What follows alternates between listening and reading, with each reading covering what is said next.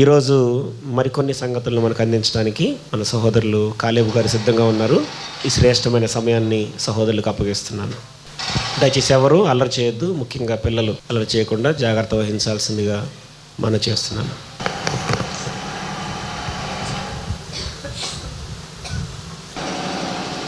దేవునికి స్తోత్రం. చేరొచ్చిన మీ అందరికీ ప్రభువైన యేసుక్రీస్తు నామములో వందనాలు. నా మాట తప్ప ఇంకేం వినపడట్లేదు కదా? వినగలిగేది చెవిని పెట్టుకొని నా మాటను మాత్రమే వినండి. వెనకాల వచ్చే సౌండ్ని వినొద్దు.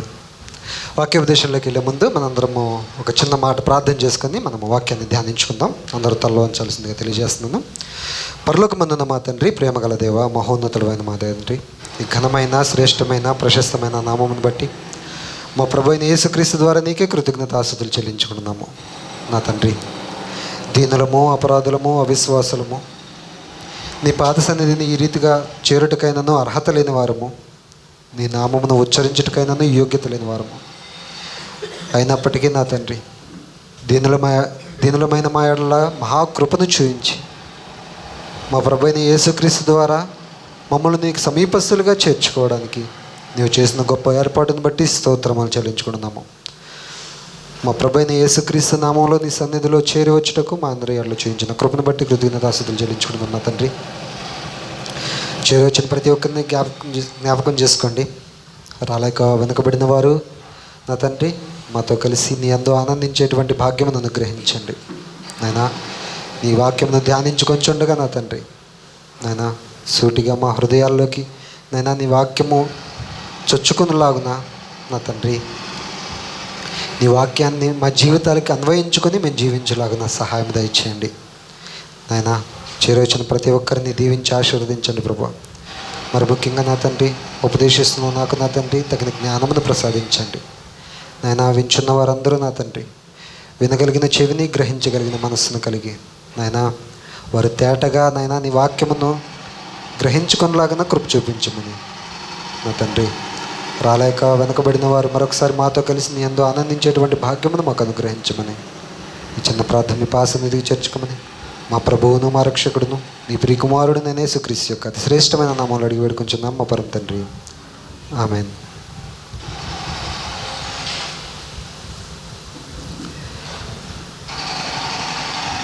ఓకే, దయచేసి వెనకాల వస్తున్న డిస్టర్బెన్స్ని ఎవరు పట్టించుకోవద్దు. వాక్యం చెప్తున్నప్పుడు శ్రద్ధగా వినడానికి ప్రయత్నం చేయండి. కొద్ది నిమిషాల్లో మనము ఇన్వాల్వ్మెంట్ అయిపోతాం కాబట్టి పక్కనున్న ఏ శబ్దాలు మనల్ని ఇబ్బంది పెట్టవు. ఓకే, గడిచిన వారంలో సోదరులు చెవుల గురించి, కన్నుల గురించి మాట్లాడారు. ఈరోజు మనిషికి ఒక ప్రాముఖ్యమైనటువంటి, చాలా అవసరమైనటువంటి మరొక జ్ఞానేంద్రియం గురించి మాట్లాడాలని నేను ఆశపడుతున్నాను. అదేంటంటే నాలుక. ఈ బొమ్మను బట్టి మీకు నాలుక అని అర్థమైతే సంతోషం, కానీ ఇది నాలుకే. మీకు ఎలా అర్థమైనా ఇది మాత్రం నాలుకే. ఓకే ఓకే సో ఈ నాలుక యొక్క ప్రాముఖ్యత మనకి గ్రంథం ఏ విధంగా తెలియజేస్తుంది? ముందుగా ఒక మాటలో చెప్పాలి అని అంటే, మనము బైబిల్ పట్టణం చదువుకుందాం కదా. సామెతల గ్రంథము 18వ అధ్యాయము 21వ వచనం ఒకసారి చదవండి. జీవమరణములు నాలుక వశము, దాని యందు ప్రీతిపడువారు దాని ఫలము తిందురు. మొదటి మాట ఏంటి? జీవమరణములు నాలుక వశము. నాలుక, ఈ కేవలం ఈ నాలుక అనేది ఏదైతే ఉందో, ఈ నాలుక వశంలో జీవము, మరణము ఉన్నాయి. జీవ మరణాలు నాలుక వశమున ఉన్నాయి. తర్వాత మాట ఏమంటున్నారు?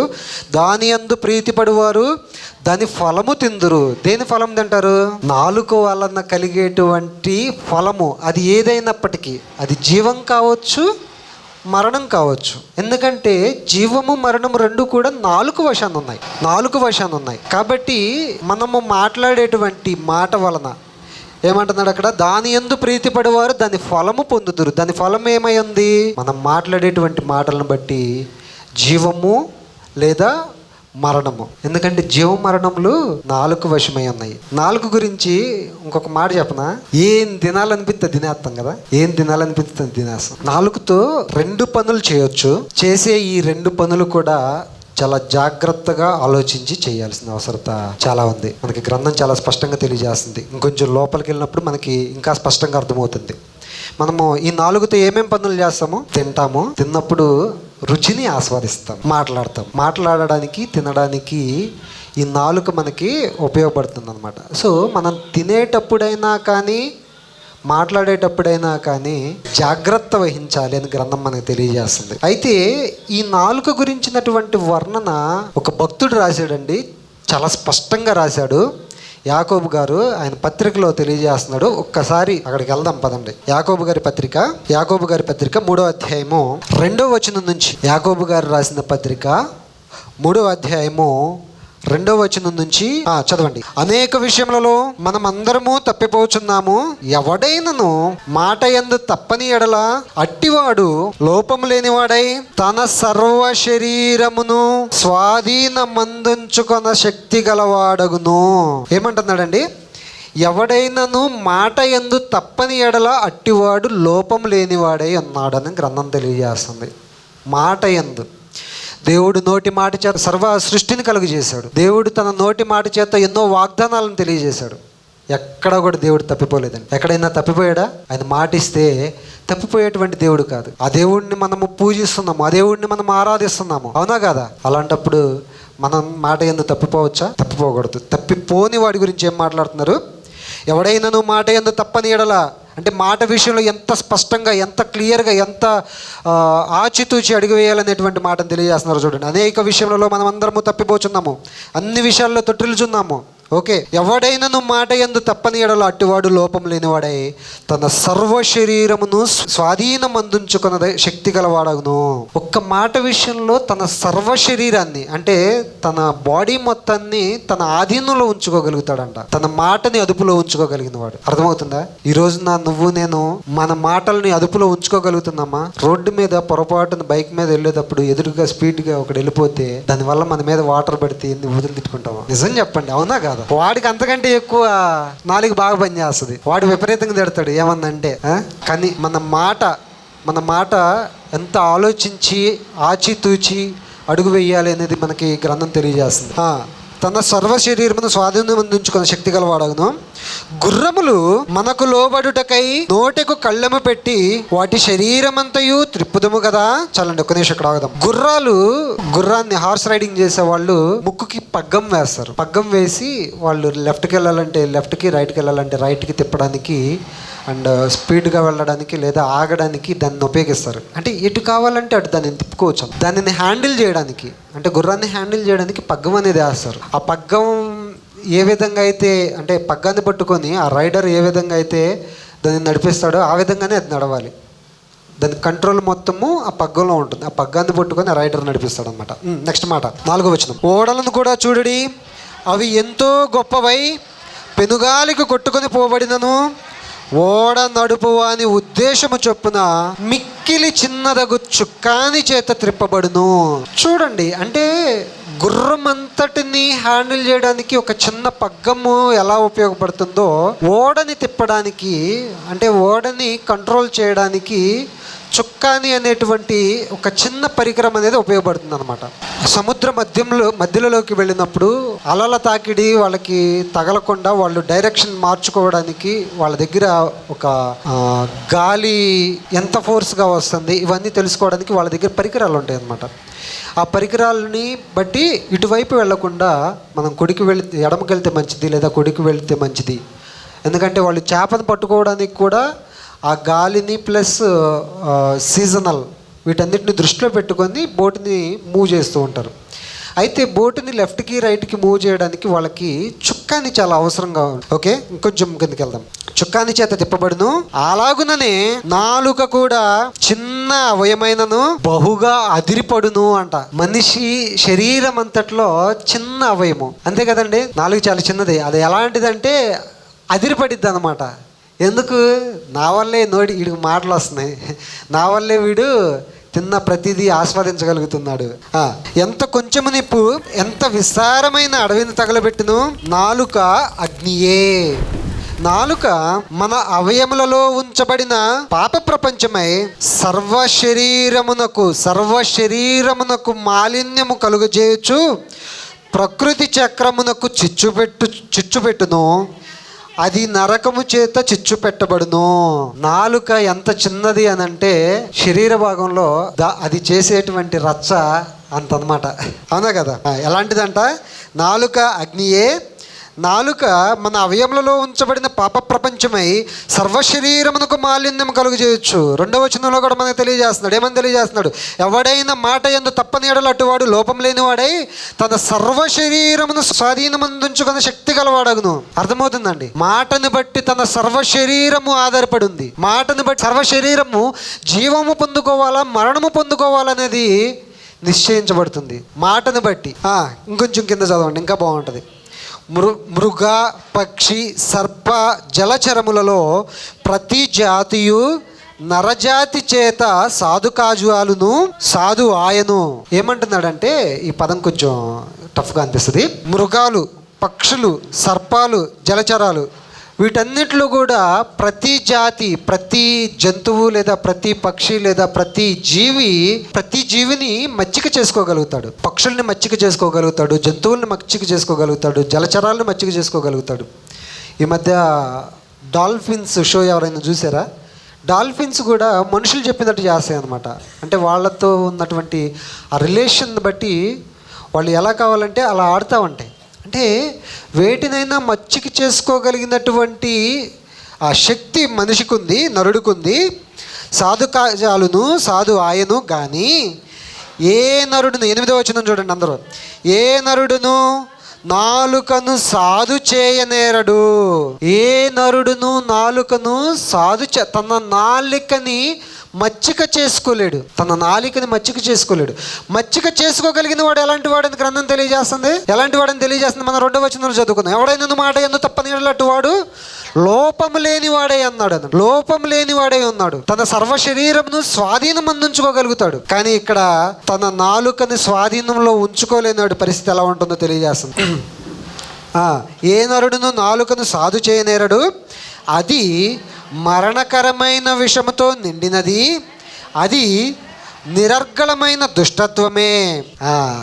మళ్ళీ ఇంకొకసారి ఆ మాట చదవండి. అది మరణకరమైన విషముతో నిండినది, అది నిరర్గళమైన దుష్టత్వమే. దీనితో తండ్రి అయిన ప్రభువును స్తుతింతుము, దీనితోనే దేవుని పోలికగా పుట్టిన మనుష్యులను శపింతుము. ఇక్కడ మనకి రెండు కనిపిస్తున్నాయి. జీవము కనిపిస్తుంది, మరణము కనిపిస్తుంది. దీనితో తండ్రి అయిన ప్రభువును స్తుతింతుము, దీనితోనే దేవుని పోలికగా పుట్టిన మనుష్యులను శపింతుము. ఒక్క నోటి నుండి ఏ ఆశీర్వచనమును శాపవచనమును బయలు వెళ్ళును. నా సహోదరులారా, ఇలా ఉండకూడదు. ఎలా ఉండకూడదు? నీకున్న ఈ ఒకే ఒక్క నోటి నుండి, నీకున్న ఈ ఒకే ఒక్క నాలుక నుండి ఆశీర్వచనము ప్లస్ శాపవచనము రాకూడదు. ఈ నోటితోనే దేవుని స్తుతిస్తున్నావు, కానీ ఇదే నోటితో మనుషుల్ని శపిస్తున్నావు. ఇలా ఉండకూడదు అని గ్రంథం తెలియజేస్తుంది. ఎందుకు ఇలా ఉండకూడదు అని అంటే దానిని బట్టే మన జీవ మరణములు అనేవి ఆధారపడి ఉన్నవి. మనం మాట్లాడేటువంటి మాట ఎంత ప్రాముఖ్యమైంది. మనం మాట్లాడేటువంటి మాట మన జీవానికి లేదా మన మరణానికి ఏ విధంగా కారణం అవుతుంది, కారణం కాబోతుంది అనేటువంటి విషయాన్ని మాత్రమే మనం ఆలోచన చేద్దాం. ఇంకొంచెం ముందు చదవండి. నీటి బుగ్గలో ఒక్క జల నుండి తీయని నీరును చేదు నీరును ఊరునా.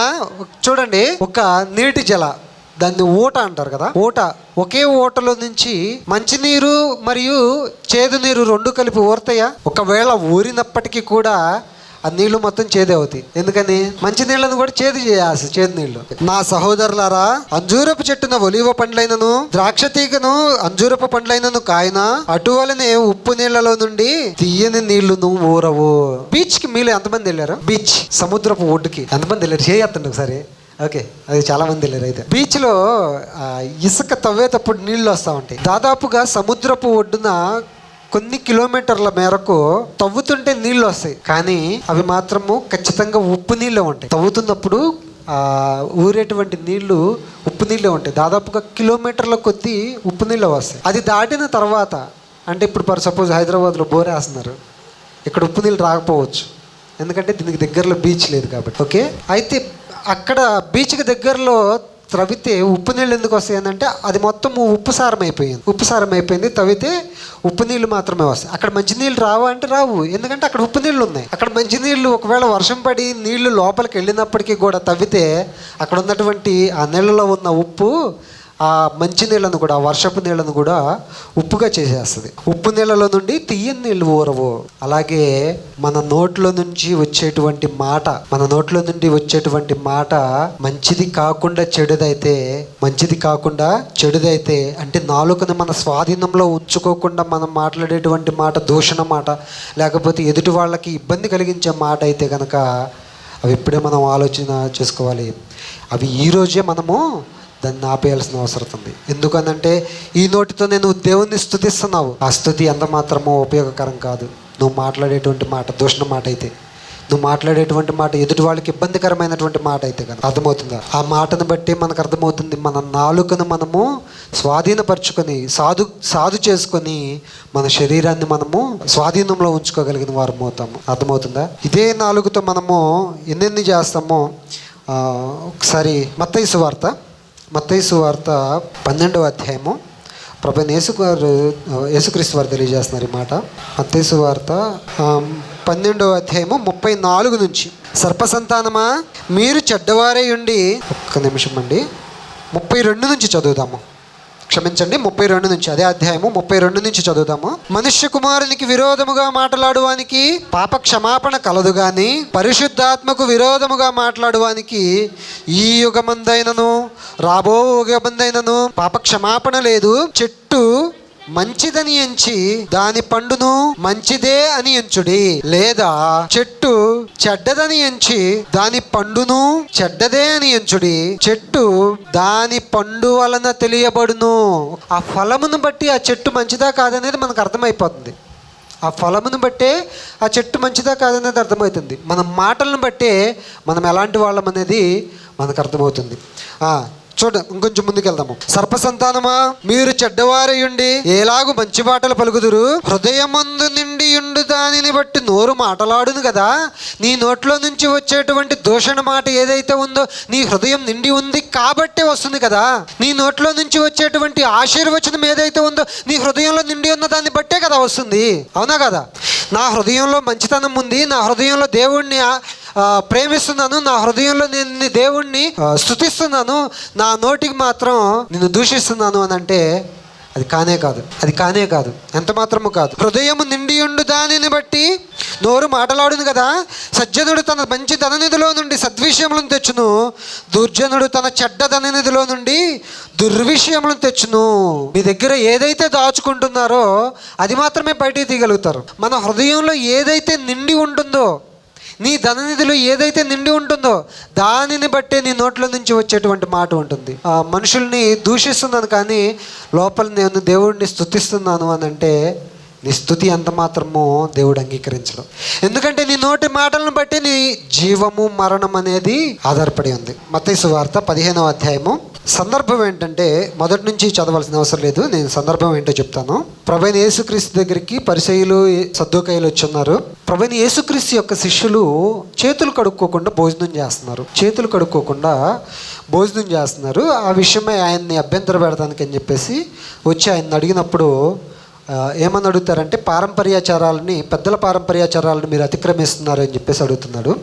అప్పుడు ప్రభువైన యేసుక్రీస్తు వారు ఈ మాట తెలియజేస్తున్నారు. చూడండి 3వ వచనము. అందుకు ఆయన, మీరును మీ పారంపర్యాచారము నిమిత్తమై దేవుని ఆజ్ఞను ఎందుకు అతిక్రమించుచున్నారు? తల్లిదండ్రులను గనపరచుమనియు తండ్రినైనను తల్లినైనను దూషించువాడు తప్పక మరణము పొందవలెననియు దేవుడు సెలవిచ్చెను. ఒక్క నిమిషం ఇక్కడ ఆగుదామండి. తన తల్లిని తండ్రిని సన్మానించువాడు దేవుడు అనుగ్రహించేటువంటి రాజ్యంలోకి ప్రవేశం పొందుకుంటాడు అనేటువంటి సంగతి దేవుడిచ్చినటువంటి ఆజ్ఞల్లో మనకి కనిపిస్తుంది. అదే ప్రభువైన యేసుక్రీస్తు వారు తెలియజేస్తున్నారు. దేవుని ఆజ్ఞను మీరు ఎందుకు అతిక్రమిస్తున్నారు? తల్లిదండ్రులని గనపరచమని చెప్పాడు కదా. తల్లిదండ్రులను గనపరచమనియు తండ్రినైనను తల్లినైనను దూషించేవాడు తప్పక మరణము పొందవలెననియు దేవుడు సెలవిచ్చెను.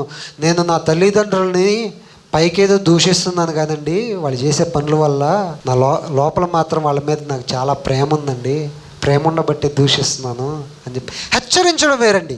నేను హెచ్చరించే విషయం గురించి మాట్లాడట్లేదు, దూషించే విషయం గురించి మాత్రమే మాట్లాడుతున్నాను. ఎందుకంటే ఈ దూషణ మాటలు అనేవి మన మరణానికి కారణమవుతున్నాయి, మనల్ని మరణం వైపు నడిపిస్తున్నాయి. నా తల్లిదండ్రుల మీద చాలా ప్రేమ అండి, వారిని పైకేదో దూషిస్తాను కానీ వారి మీద నాకు చాలా ప్రేమ అండి, మాటలన్నీ కట్టిపెట్టాలి. ఎవరైతే మీ తల్లిదండ్రులను దూషిస్తున్నారో దయచేసి మాటలను మీ హృదయాల్లో ఉంచుకోండి. తల్లిదండ్రులని దూషించడానికి నాలుక ఇవ్వలేదండి. నువ్వు నిత్య జీవం పొందుకోవాలి అంటే, దేవుడు అనుగ్రహించేటువంటి నిత్య రాజ్యంలోకి నువ్వు వారసుడు అవ్వాలంటే, దేవుని కుమారుడుగా నువ్వు పిలువబడాలి అని అంటే నీ తల్లిదండ్రుల్ని సన్మానించాలి, దూషించకూడదు. తండ్రినైనను తల్లినైనను దూషించేవాడు తప్పక మరణము పొందవలెనని దేవుడు సెలవిచ్చును.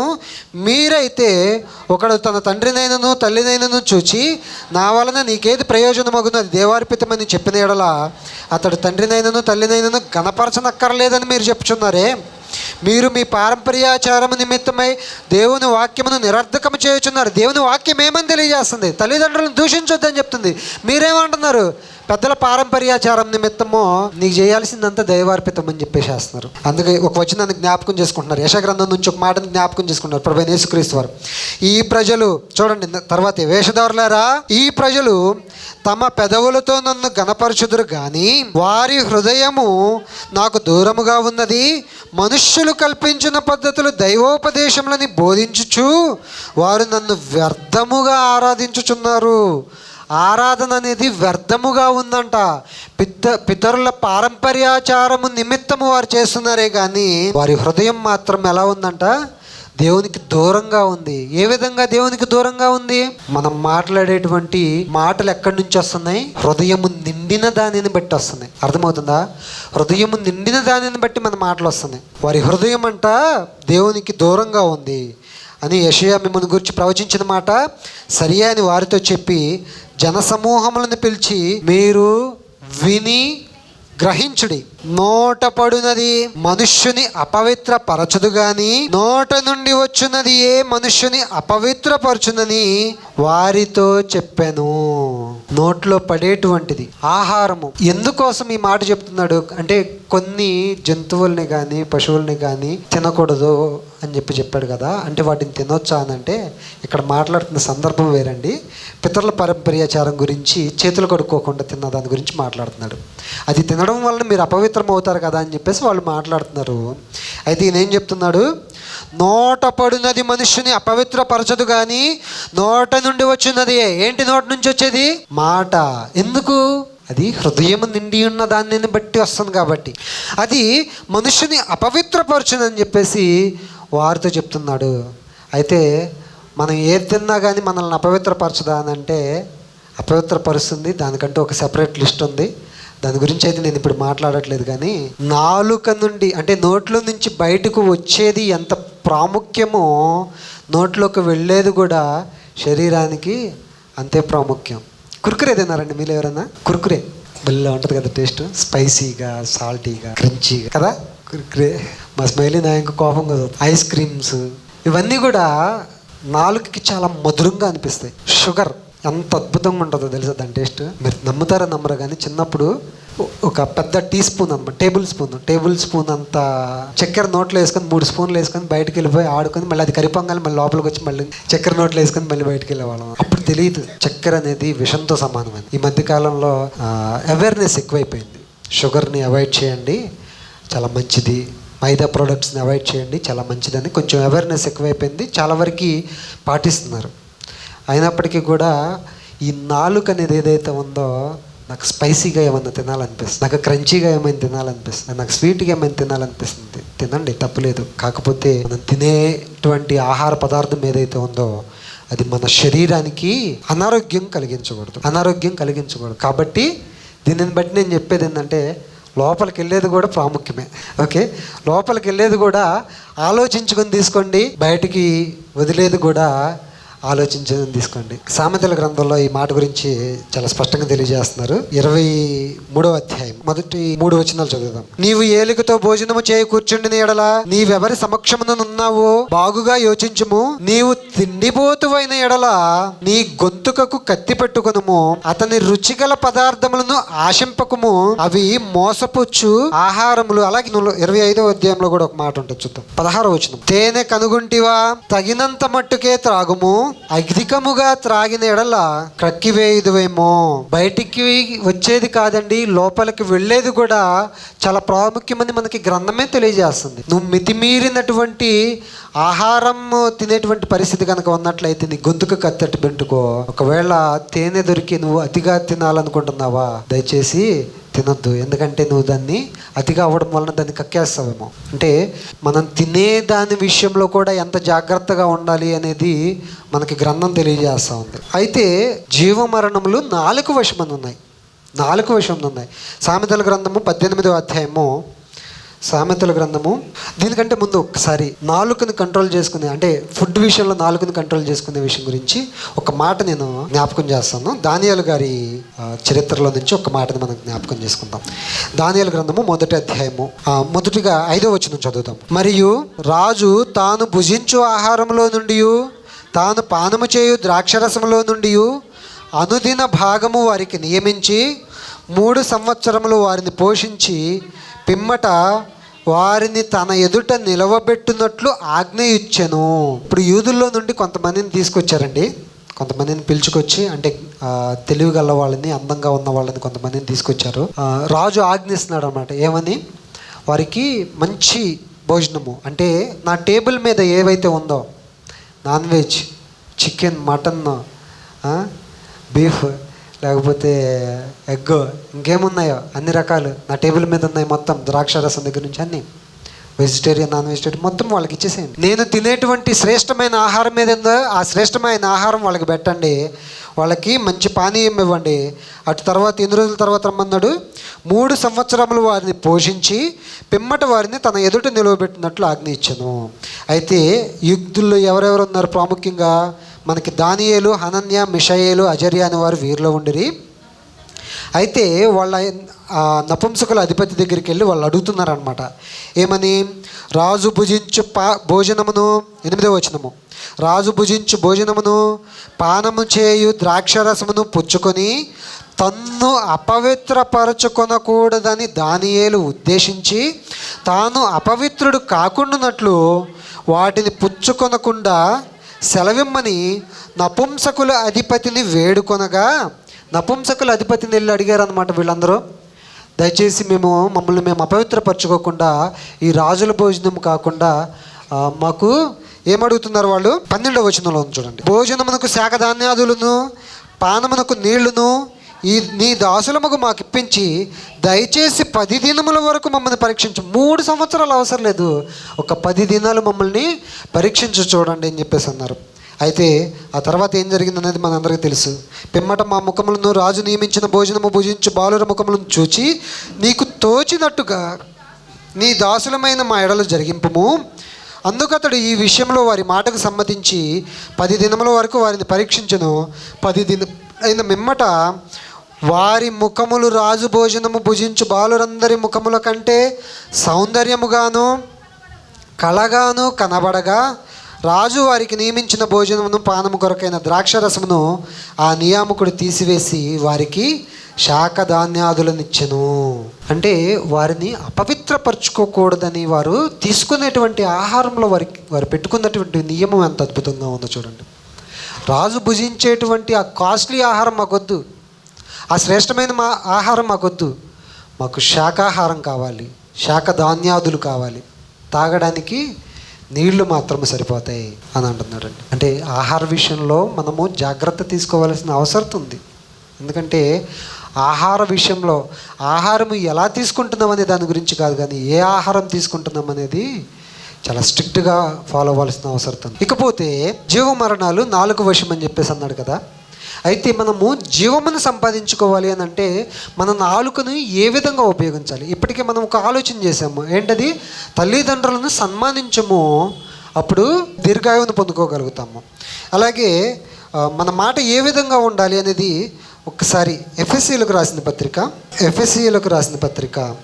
4వ అధ్యాయము, ఎఫెసీయులకు రాసిన పత్రిక 4వ అధ్యాయము 25 నుంచి 29 వరకు రాసుకోండి, చదవండి. ఎఫెసీయులకు రాసిన పత్రిక 4వ అధ్యాయము 25వ వచనం నుంచి చదవండి. మనము ఒకరికొకరము అవయవములై ఉన్నాము గనుక మీరు అబద్ధమాడుట మాని ప్రతివాడును తన పొరుగువానితో సత్యమే మాట్లాడవలెను. కోపపడుడు కానీ పాపము చేయకుడి. సూర్యుడు అస్తమించే వరకు మీ కోపము నిలిచి ఉండకూడదు. అపవాదికి చోటియ్యకుడి. దొంగిలవాడు ఇక మీదట దొంగిలక అక్కరగలవానికి పంచిపెట్టుటకు వీలు కలుగు నిమిత్తము తన చేతులతో మంచి పని చేయొచ్చు కష్టపడవలెను. వినువారికి మేలు కలుగునట్లు, మళ్ళీ చదువుతున్నాను వినండి, వినువారికి మేలు కలుగునట్లు అవసరమును బట్టి క్షేమాభివృద్ధికరమైన అనుకూల వచనమునే పలుకుడి కానీ దుర్భాష ఏదైనాను మీ నోట రానియకుడి. ఎందుకు మీ నోట దుర్భాష ఏదైనా రానియొద్దని చెప్తున్నాడంటే ఇమ్మానుయేల్ గారు, మనకి జీవమరణాలు అనేవి మన నాలుక వశాలు ఉన్నాయి. దుర్భాష ఏదైనా మాట్లాడితే మనం మరణమునకు పాత్రలము అని గ్రంథం తెలియజేస్తుంది. అర్థమవుతుందా? దుర్భాష ఏది కూడా మనం మాట్లాడకూడదు. వీలైనంత వరకు అనుకూల వచనం దేనికి ఉపయోగపడుతుందంట చూడండి ఒకసారి. 29వ వచనం మళ్ళీ చదవండి. వినువారికి మేలు కలుగునట్లు అవసరమును బట్టి క్షేమాభివృద్ధికరమైన అనుకూల వచనమునే పలుకుడి. క్షేమాభివృద్ధి కలుగుతుంది, వినేవారికి మేలు కలుగుతుంది.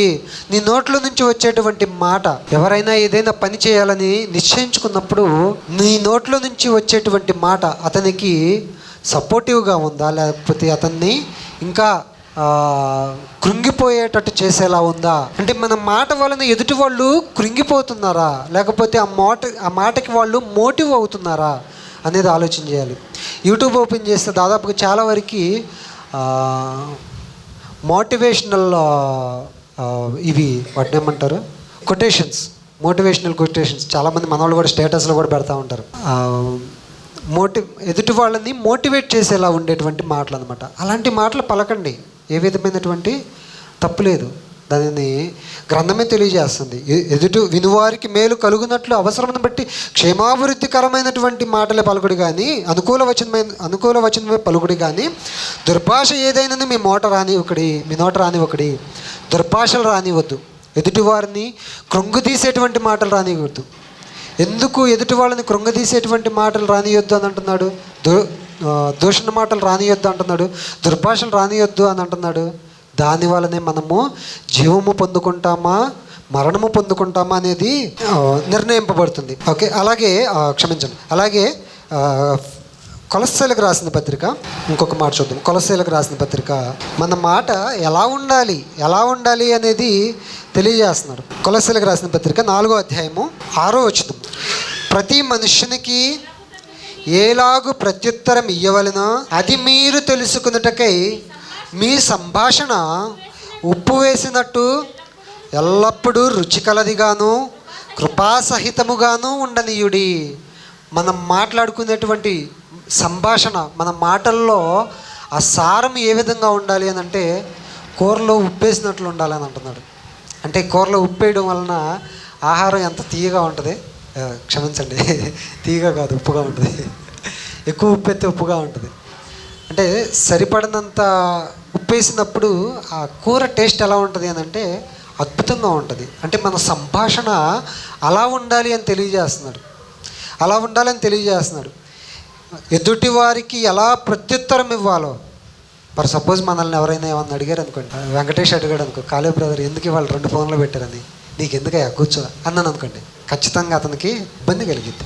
లేదులే వెంకి ఒకటి చిన్న వేరే పని మీద పెట్టానులే, ఇంకోటి వేరే పని మీద ఉందిలే అని అంటే, ఓ అదా అని చెప్పేసి అతను కొంచెం పర్లేదు మనతో బాగానే మాట్లాడాడు అనేటు. అంటే ఉప్పు వేసినట్టు మాట్లాడడం అంటే ఎదుటి వాళ్ళకి సాటిస్ఫాక్టరీ లెవెల్స్ అనమాట. ఎదుటి వాళ్ళని సంతృప్తికరంగా మాట్లాడే విధంగా మన మాటలు ఉండాలి, కానీ దూషణ మాటలు మనం పలకూడదు, వ్యర్థమైన మాటలు మనం పలకూడదు.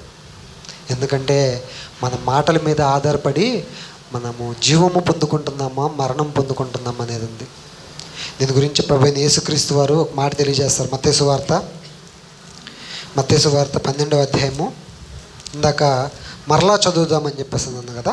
మత్తయి సువార్త 12వ అధ్యాయము 36వ వచనము. నేను మీతో చెప్పినది ఏమనగా, మనుష్యులు పలుకు వ్యర్థమైన ప్రతి మాటను గూర్చియు విమర్శ దినమున లెక్క చెప్పవలసి ఉండును. నీ మాటలను బట్టి నీతిమంతుడు అని తీర్పు పొందుదువు, నీ మాటలను బట్టియే అపరాధి అని తీర్పు నొందుదువు. నీ మాటలను బట్టియే నీతిమంతుడు అని తీర్పు పొందుతావు. నువ్వు నీతిమంతుడు అని నీ మాటల ద్వారా తీర్పు పొందితే అప్పుడు ప్రతిఫలం ఏముంటుంది? సామెతల గ్రంథంలో చెప్పబడినటువంటి ప్రతిఫలం ఏంటి? 4 వశం ఉన్నటువంటి జీవమరణములు. 4 వశం ఏమున్నాయి? జీవం ఉంది, మరణం ఉంది. నీవు నీతిమంతుడు అని కనుక తీర్పు పొందినట్లయితే నీకు ప్రతిఫలం ఏంటి? జీవము. అదే నీవు అపరాధివని కనుక నీ మాటల ద్వారా తీర్పు పొందితే దానికి ప్రతిఫలం ఏముంది? మరణము. మన మాటలను బట్టి మనం అపరాధియా లేకపోతే మనం నీతిమంతులమా అని తీర్పు తీర్చబడతాము. మనము మాట్లాడేటువంటి ప్రతి మాట వలన మనుష్యులు పలుకు వ్యర్థమైన ప్రతి మాటను గురించి విమర్శ దినమున లెక్క చెప్పవలసి ఉండును.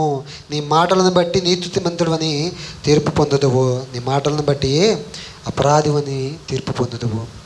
మనం మాట్లాడేటువంటి మాట ఎంత జాగ్రత్తగా మాట్లాడాలో అర్థం చేసుకోండి. ఎంత జాగ్రత్తగా మాట్లాడుతున్నప్పటికీ నిద్రపోతుంటే నా నోటి నుండి దూషణ మాటలు రాకుండా దేవుడిని ప్రార్థించాలని కోరుకుంటున్నా. క్షమించండి, దూషించండి. అయితే మనం మాట్లాడేటువంటి మాటలు ఎలా ఉండాలి అని అంటే మనకి జీవాన్ని అందించేలాగా ఉండాలి. మనం మాట్లాడేటువంటి మాటలు మనల్ని నీతిమంతులుగా తీర్చబడేలాగా ఉండాలి. మనం మాట్లాడేటువంటి మాటలు మనల్ని అపరాధిగా తీర్పు తీర్చడానికి, మనము మరణము పొందుకోవడానికి కారణం ఎంత మాత్రము కాకూడదు.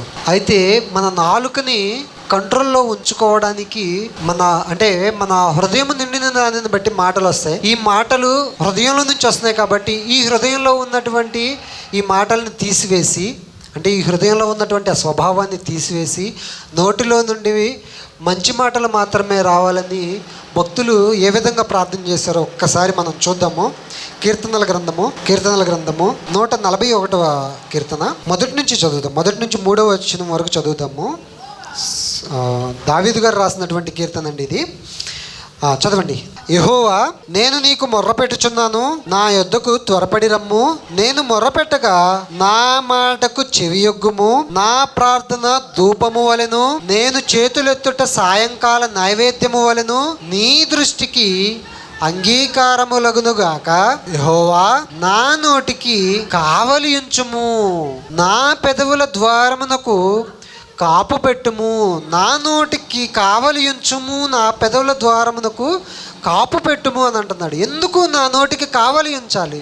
నేనేమైనా దూషణ మాటలు పలుకుతానేమో, దయచేసి నా నోటికి కావలి ఉంచు నా తండ్రి.